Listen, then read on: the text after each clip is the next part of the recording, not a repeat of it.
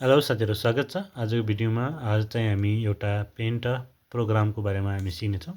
सबैभन्दा पहिले पेन्ट प्रोग्रामलाई खोल्नको लागि स्टार्ट बटनमा क्लिक गर्ने, त्यसपछि यसमा चाहिँ सर्च गर्ने, PAINT भनेर सर्च गर्छौँ। त्यसपछि यहाँनिर पेन्ट प्रोग्राम देखिन्छ, यसलाई ओपन गर्ने। ओपन गरिसकेपछि अब यसमा चाहिँ हामीले सबैभन्दा पहिले थाहा पाउनु पर्ने कुराहरू चाहिँ यहाँ तपाईहरुको माझमा सेयर गर्छु। पहिले चाहिँ यो चाहिँ फाइल मेनु, अफिस बटन भन्छन्। यसलाई चाहिँ मेनु बार अथवा रिबन ट्याब पनि भन्छन्। अनि यो माथिको चाहिँ क्विक एक्सेस टुल बार, यसमा चाहिँ हाम्रो केही कुराहरू चाहिँ राख्न सकिन्छ यहाँदेखि। अनि त्यसपछि यो चाहिँ रिबन हो, यसलाई चाहिँ हामी रिबन भन्छौँ। अनि यो चाहिँ रिबन ट्याब भइहाल्यो हैन, मैले भने। अनि यो चाहिँ ग्रुप है त, ग्रुप, यो चाहिँ ग्रुप हो।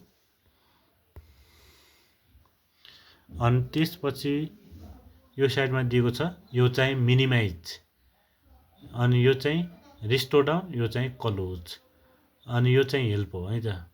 अब मिनिमाइज गर्यो भने के हुन्छ भन्दाखेरि, जस्तै मैले यहाँ केही कुराहरू बनाउँदैछु, मैले केही कुराहरू लेख्दैछु भनेपछि यसलाई मिनिमाइज गर्यो भने यहाँ तल टास्क बारमा आएर बस्छ है त। यो टास्क बारमा आएर बस्छ र यसलाई चाहिँ हामीले फेरि त्यहाँ क्लिक गर्यो भने यहाँ आएर फेरि त्यही पोजिसनमा खुल्छ। अनि रिस्टोर डाउन भनेको चाहिँ तपाईको प्रोग्राम चाहिँ अलि सानो हुने, पुरै स्क्रिनमा नजाने, यसलाई चाहिँ हामी रिस्टोर डाउन भन्छन् हैन। जस्तै हाम्रो यसलाई सानो बनाउनु छ, अर्को प्रोग्रामहरू पनि खोल्नु छ भने तपाईले यसरी सानो पनि बनाउन सक्नुहुन्छ। अब यसलाई चाहिँ हामीले ठुलो बनाउनको लागि चाहिँ तपाईले म्याक्सिमाइज गर्नुपर्ने हुन्छ र यो कम्प्युटरको स्क्रिन भरि देखिन्छ है त। अनि क्लोज गर्न त आउँछ सबैलाई हैन, क्लोज भन्ने नर्मल भयो। अनि हेल्प, अब यसमा चाहिँ के हुन्छ भन्दाखेरि चाहिँ क्विक यो सम्बन्धी चाहिँ हामीले हेल्प लिन सक्छौँ। नेट छ भने चाहिँ अनलाइन हुन्छ, छैन भने तपाईले अफलाइन पनि यसलाई युज गर्न सक्नुहुन्छ। अनि त्यो तल दिएको छ यो स्केल, यो माथिको चाहिँ स्केल हो है त, स्केल, यो स्केल हो।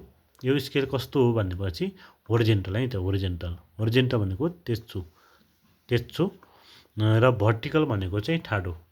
यो चाहिँ हाम्रो यहाँनिर भर्टिकल स्केल हो, यो चाहिँ होरिजेन्टल स्केल अथवा स्केल भन्ने नै हुन्छ, रुलर भन्ने नै हुन्छ है त। हाम्रो रुलर स्केल भन्छौँ नि, त्यही हो के। अनि यो साइडतिर चाहिँ हाम्रो दिएको हुन्छ होरिजेन्टल होइन, भर्टिकल स्केलर बार, भने तलतिर चाहिँ हाम्रो एउटा दिएको हुन्छ। यहाँ जुम गर्दाखेरि देखिन्छ, जुम गर्दाखेरि चाहिँ यो सानो हुन्छ। अब यसलाई त यताउति लगाउनको लागि यसलाई चाहिँ भन्छौँ हामी होरिजेन्टल स्केलर बार है त। यसलाई चाहिँ हामी होरिजेन्टल स्केलर बार भन्छौँ। यसको ठ्याक्क तलतिर चाहिँ हाम्रो यो जुम टुल छ, यो जुम टुल यहाँनिर छ। अब यो जुम टुल बसेकोलाई हामी के भन्छौँ, स्ट्याटस बार भन्छौँ। जस्तै तपाईले चाहिँ यसमा अहिले रुलर छ, अनि त्यसपछि यहाँनिर चाहिँ तपाईको कुनै बेला नदेखाएको पनि हुनसक्छ स्ट्याटस बार भन्ने कुरो। यो चाहिँ अलि सानो छ भने यहाँतिर भर्टिकल स्केलर बारहरू केही पनि देखाउँदैन, स्केलर बारहरू। अनि यसलाई जुम गर्यो भनेपछि यो मात्र देखाउँछ। र स्ट्याटस बारमा चाहिँ जुम छैन, तपाईको कम्प्युटरमा नहुन नै सक्छ। भयो भने त ठिकै छ, छैन भने यहाँ भ्यूमा क्लिक गर्नु होला। उ माथि भ्यूमा क्लिक गरिसकेपछि अनि त्यसपछि यहाँनिर चाहिँ स्ट्याटस बार भन्ने छ।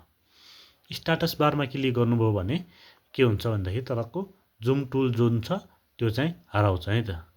अब यसमा क्लिक गर्नुभयो भने के हुन्छ, फेरि आउँछ त्यो। अनि माथिको रुलर छ नि, स्केल रुलर, यो रुलर पनि यहाँदेखि टिक हटायो भने यो पनि हट्छ। र कुनै बेला तपाईको यसरी कोठाहरू आएको पनि हुनसक्छ। यसरी कोठाहरू आएको छ भनेपछि यसलाई हटाउनलाई पनि हामी के गर्छौँ, ग्रिड लाइनको प्रयोग गर्छौँ है त। अब यसमा चाहिँ नामहरू नर्मल्ली हामीले थाहा पाए हैन। अब यो सम्बन्धी हामी सम्पूर्ण भिडियोहरू बनाउनेछौँ। हजुरहरूले चाहिँ हाम्रो युट्युब च्यानललाई सब्स्क्राइब गरेर लाइक सेयर गरेर पनि तपाईँले यहाँनिर हेर्न सक्नुहुन्छ र मजाले घरमै बसेर पनि सिक्न सक्नुहुन्छ। र सकेसम्म हजुरहरूले मैले बनाएको यो भिडियो तपाईँले भागहरूको नाम बुझ्नुभयो होला। म यसको भागहरूको भिडियोहरू पनि मैले फोटोहरू पनि बनाएको छु, त्यसलाई तपाईको म अर्को भिडियोमा ल्याउनेछु। ल थ्याङ्क यू सो मच, अहिलेसम्म हेरिदिनु भयो त्यसको लागि।